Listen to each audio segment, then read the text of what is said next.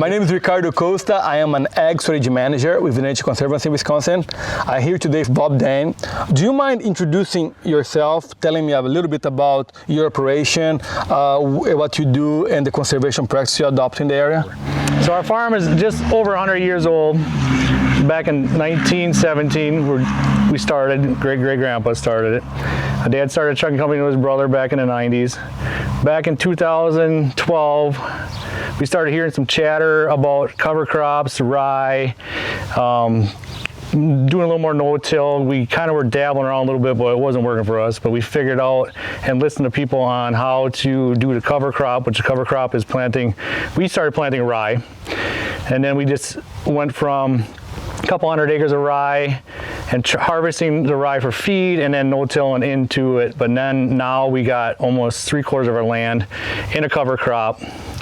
And then we plant in a green, which means we're going to plant into it when it's growing in the spring, and then we terminate it by spraying it a couple weeks after we get it planted, so it establishes and it helps keep the weed suppression down, and it keeps the moisture in the soil, which last week we were pretty dry and our crops were still, like this here field here, didn't really sustain too much heat damage and dryness and drought damage, and we just got some rain here the other day and it snapped right up and she grew 6 to 8 inches because she was holding the moisture in the ground.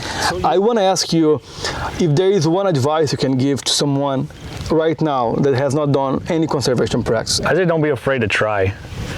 That's huge because old school, I'm not that old, but I come from an old school background, and to try it, there was a lot of head scratching saying this isn't really gonna work, but we started out small and we evolved into what we are now because it works for us. We don't see a yield drag.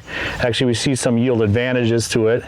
Like our cost is down as a whole, but you got to look at every aspect of it. Is we're not tilling the fields, we're not burning up fuel. Equipment costs so much now. We're saving money on equipment. That was huge, and time sensitive. We got to get stuff done, so we're not buying bigger, faster. We did get a little faster with the planters, but we didn't go bigger. We just went a little faster with it. Yeah, and I love that. I mean, again, start small, right, and see what works for you, and start over there, and don't be afraid to try.